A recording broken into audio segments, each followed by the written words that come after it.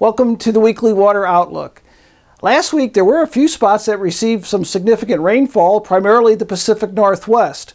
But still, the big story across the nation remains drought.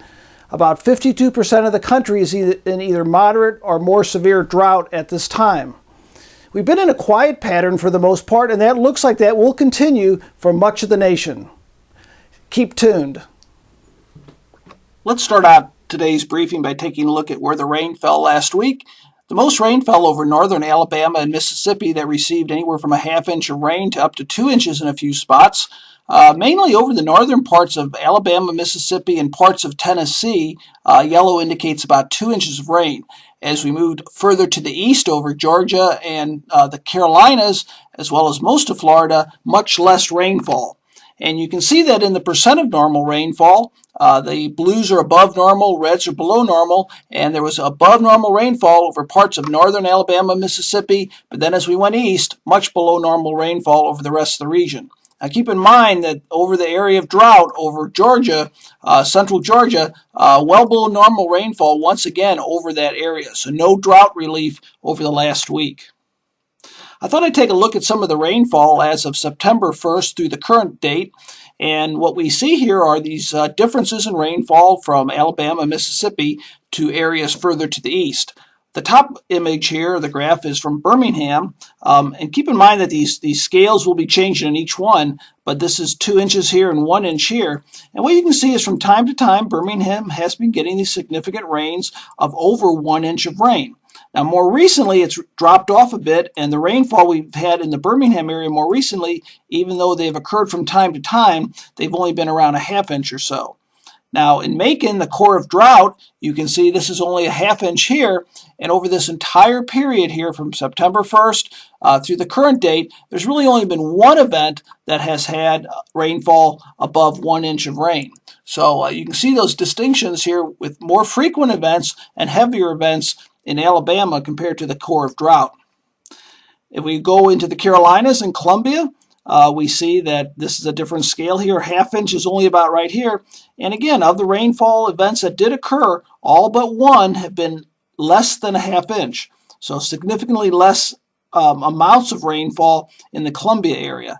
If we move up to North Carolina, and you might remember in my briefings that North Carolina has been a little bit wetter than South Carolina. We see a similar frequency of rain, but the rainfall events are above 1 inch. So when we look at across the southeast U.S., what we see is quite different types of rainfall patterns over the last couple months, with the heaviest rain by far over parts of Alabama and Mississippi.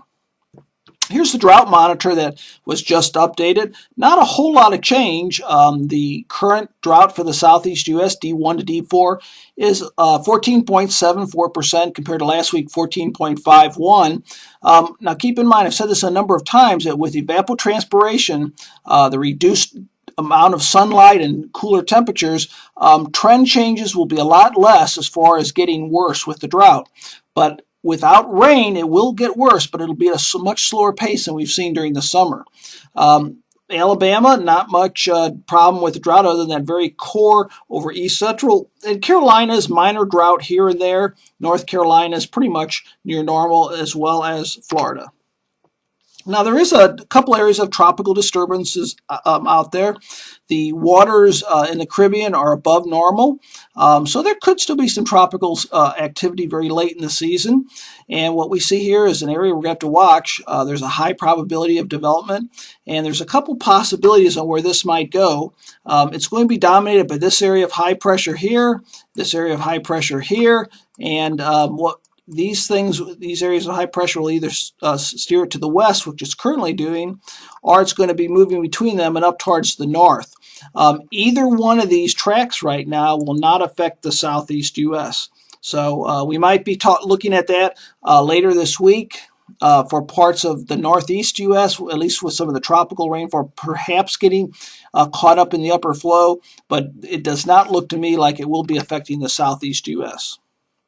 Now, over the last couple briefings, I've showed you that the jet stream has been changing a bit over the week. You might remember prior to that, pretty stagnant type conditions, but it is beginning to move. It's fairly active. Blue is early in the week, and what we have is a ridging of high pressure or a bowing of pressure well up to our north. And when we get that bowing of high pressure, we usually get warmer temperatures and dry conditions. By the end of the week, we have low pressure out in the west, and that's the yellow line here.